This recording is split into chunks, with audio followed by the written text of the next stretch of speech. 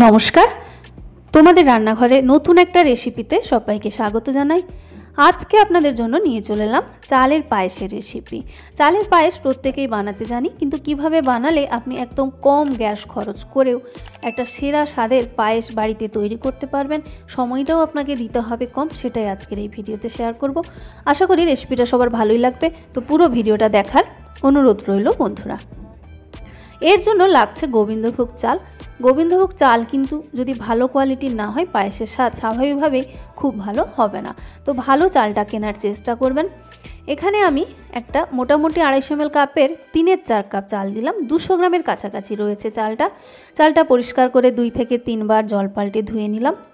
এবার এই চালটাকে ভিজিয়ে রাখবো। ভেজানোর জন্য ব্যবহার করছি 250 ml গরম দুধ। দুধটা কিন্তু ভালো মতো গরম নিতে হবে। দুধ দিয়ে ভালো করে ভিজিয়ে নেওয়ার পর এর মধ্যে এবার আমি অ্যাড করছি কাজু আর আমন্ড কিছু। এটা একেবারে অপশনাল, আর আমন্ড যদি দেন অবশ্যই তার খোসাটা ছাড়িয়ে দেবেন, নাহলে পায়েসের কালারটা পুরোপুরি সাদা ভাবটা চলে যাবে। এবারে এটাকে 40 থেকে 45 মিনিট ভালো করে ঢাকা দিয়ে রেখে দিচ্ছি। তো এই সময় আপনি চাইলেই অন্য কাজ করতে পারবেন। তো আমি পুরো আধ ঘন্টা কিন্তু এই দিকে আর কোনোভাবেই মনোযোগ দিইনি। আধ ঘন্টা পরে গ্যাসে একটা কড়াই বসিয়ে তাতে হাফ চা চামচ মতো ঘি দিয়ে দিলাম। তারপর তাতে ফ্রাই করব কিছু আমন্ড আর কাজু। এই পরিমাণগুলো আপনি চাইলে কম করতে পারেন, কোনো অসুবিধে নেই, তবে অল্প হলেও দেওয়ার চেষ্টা করবেন, স্বাদটা নিশ্চয়ই বেটার পাবেন সেক্ষেত্রে। তো মিনিট খানেক জাস্ট নাড়াচাড়া করে ঘিয়ের সঙ্গে একটু ফ্রাই করে নিচ্ছি। আপনি চাইলে ঘিয়ের পরিমাণটাকে বাড়াতে পারেন একটু, তবে কম দিলেই কিন্তু টেস্ট ভালো লাগে, আমার তাই মনে হয়।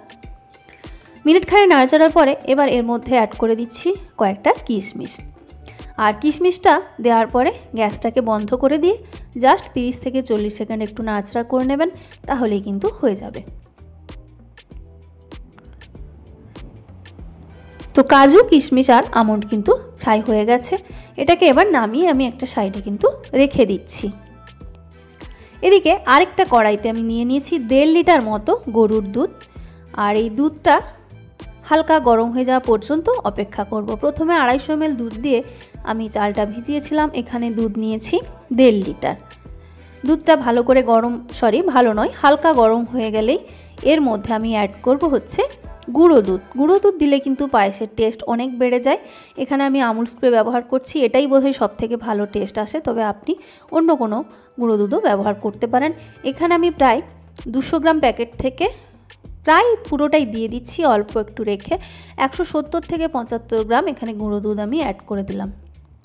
গুঁড়ো দুধটা দিয়ে ভালো করে সঙ্গে সঙ্গে মিশিয়ে নিতে হবে, কেননা যদি মেশাতে দেরি করেন গুঁড়ো দুধ কিন্তু দলা পাকিয়ে যায়।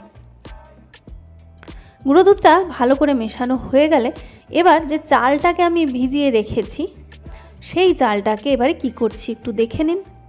তো এবার এই যে চালটা ভিজিয়ে রেখেছিলাম এটাকে একটা মিক্সার গ্রাইন্ডার জারের মধ্যে এখন দিয়ে দিচ্ছি।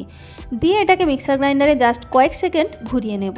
খুব বেশিক্ষণ ধরে ঘুরিয়ে এটাকে একেবারে পেস্ট বানিয়ে দিলে চলবে না, এমনভাবে গুঁড়ো করতে হবে, দেখুন গুঁড়ো করেছি, যাতে করে চালটা সুজির দানার মতো হয়ে যায়। একটু ঘুরিয়ে নেবেন, যেহেতু ভেজানো রয়েছে খুব সহজেই কাজটা হয়ে যাবে। এবার এই যে গরম দুধের মধ্যে এই চালের গুঁড়ো দিয়ে দিচ্ছি। চালের গুঁড়োটা দেওয়ার পরে এখানে আমি 250 ml মতো আরও জল দিয়ে জারটাকে ধুয়ে দিয়ে দিচ্ছি। যেহেতু গুঁড়ো দুধ রয়েছে আর দুধের দরকার নেই, এবার নর্মাল জল দিয়ে ধুয়ে এখানে দিয়ে দিলাম। এবার এটিকে নাড়াচাড়া করে একটু রান্না করতে হবে, একেবারেই বেশি সময়ের কোনো দরকার নেই। 3 থেকে 4 মিনিটের মধ্যেই দেখবেন এটা হালকা কিছুটা ঘন হতে শুরু করবে, আর নিচে দেখবেন লেগে যেতে থাকবে। যখন ওইরকম অবস্থায় আসবে তখন ভালো করে নাড়াচাড়া করে সব কিছু একটু মিশিয়ে নেবেন। মিশিয়ে নিয়ে গ্যাসটাকে বন্ধ করে দিতে হবে, ম্যাক্সিমাম 3 থেকে 4 মিনিট গরম করে নেওয়ার পরে এবার ঢাকা দিয়ে রেখে দিচ্ছি আরও 10 থেকে 15 মিনিট। প্রায় 10 মিনিট পরেই আমি এখানে ফিরে এলাম বন্ধুরা। আমি আপনাদের দেখাচ্ছি, দেখুন চালটা যেটা ঢাকা দিয়ে রেখেছিলাম কিভাবে ফুলে উঠেছে। দেখুন খুব কম সময় গ্যাস জ্বেলেও চালটা এত সুন্দর কিন্তু সেদ্ধ হয়ে গেছে। সেদ্ধ না হলে তো ফুলতো না এইভাবে, দেখতেই পাচ্ছেন একেবারে কিন্তু নরম হয়ে গেছে। এবার এটিকে নাড়াচাড়া করে ভালো করে মিশিয়ে নিতে হবে। প্রথমে দেখবেন চালটা এরকম দলা দলা মনে হবে, কিন্তু ভালো করে খুন্তি বা হাতা দিয়ে মেশাতে মেশাতে দেখবেন প্রত্যেকটা চাল কিন্তু আলাদা হয়ে গেছে, মানে ঠিক সুজির দানার মতো যেরকম ছিল সেরকম অবস্থায় এসে যাবে। আর এই সময় গ্যাসটাকেও কিন্তু আমি জেলে দিয়েছি। এবার চেক করে নিন যে চালটা মুখে দিয়ে একটু দেখে নেবেন সেদ্ধ হয়ে গেছে কিনা। খুন্তি দিয়ে কিন্তু ভালো করে মেশানো যাচ্ছে না, তাই আমি একটা হাতা নিয়ে নিলাম। আর হাতা দিয়েই কিন্তু পায়েসটা নাড়াচাড়া করতে সুবিধা হবে, প্রত্যেকটা জায়গা কিন্তু নাড়াচাড়া করতে হবে, নাহলে এই সময় লেগে যাবে। মুখে দিয়ে যদি দেখেন যে পায়েসের চাল একেবারে ঠিকঠাক সেদ্ধ লাগছে, তাহলে এবার এর মধ্যে মিষ্টিটা অ্যাড করতে হবে। আপনি যা দেবেন, গুড়, চিনি, বাতাসা, মিছরি যেটা দিয়ে বানাবেন সেটা দিয়ে দিতে হবে। তো প্রথমে আমি এখানে চিনি দিয়েই বানাচ্ছি। আমি এখানে প্রথমে ওই কাপের মানে যতটা চাল নিয়েছিলাম ততটা আমি চিনি দিলাম, কিন্তু তাতে মিষ্টিটা ঠিকঠাক আসেনি। তো তার জন্য আরও প্রায় হাফ কাপ চিনি এখানে অ্যাড করেছি। 1.5 কাপের থেকে একটু কম পরিমাণ চিনি আমি দিয়েছি। মিষ্টিটা নিজের স্বাদ মতো আপনাকে একটু কম বেশি করতে হবে।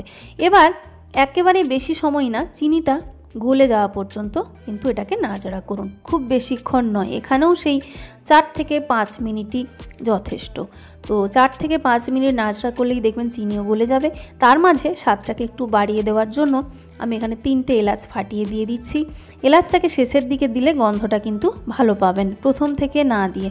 প্রথম থেকে দিয়ে যদি বেশি ফোটান তাহলে এলাচের গন্ধটা আস্তে আস্তে চলে যাবে। তো ভালো করে মিশিয়ে নিয়ে মোটামুটি যেটা বললাম যে 4 থেকে 5 মিনিট হলেই যথেষ্ট, আলাদা করে ফোটানোরও কোনো প্রয়োজন থাকছে না। এবার এই যে দেখুন ঠিক এইরকম হবে দেখতে, হাতা দিয়ে দেখালাম ঘনত্বটা। খুব বেশি গাঢ় করলে চলবে না, তাহলে ঠান্ডা হওয়ার পর পায়েস আরও ঘন হয়ে যাবে। গ্যাস বন্ধ করে দিয়েছি। এবারে ভেজে রাখা কাজু কিশমিশটা এখানে অ্যাড করে দিলাম। অ্যাড করে দেওয়ার পরে ভালো করে মিশিয়ে নিচ্ছি। গ্যাস অলরেডি কিন্তু বন্ধ রয়েছে। ভালো করে মেশানোর পরে এই যে দেখছেন একেবারে পাতলা ঘনত্ব, আমি আপনাদের এটা 25 থেকে 30 মিনিট ঠান্ডা হয়ে যাওয়ার পরে কীরকম হয় সেটা আমি আপনাদের দেখাচ্ছি, যেটা কতটা ঘন হয়ে যেতে পারে। এই অবস্থাতেই আবার কিন্তু আমি ঢাকা দিয়ে এটাকে রেখে দিচ্ছি 25 থেকে 30 মিনিটের জন্য। গ্যাস কিন্তু বন্ধ করে দিয়েছি, আগেই বলেছি। তো 25-30 মিনিট পরে আমি আপনাদের দেখাচ্ছি যে পায়েসটা এত তাড়াতাড়ি কতটা ঘন হয়ে গেছে। তো এটাকে যদি আপনি ফ্রিজে রেখে ঠান্ডা করে খান, সেক্ষেত্রে কিন্তু মাথায় রাখতে হবে এটা আরও বেশি ঘন কিন্তু হয়ে যাবে। তাই অবশ্যই পাতলা অবস্থাতেই আপনাকে বন্ধ করতে হবে। যেরকম সময় বললাম সেই মতোই করবেন। আর ঘনত্বটা একটু দেখে রাখুন কোন অবস্থায় বন্ধ করলাম, তাহলে কিন্তু পারফেক্ট পায়েস তৈরি হয়ে যাবে। দেখতেই পাচ্ছেন একেবারে সুন্দরভাবে ঘনত্বটা এখন একেবারে ঠিকঠাক আছে। ফ্রিজে রাখার পর আরও কিছুটা শক্ত হবে।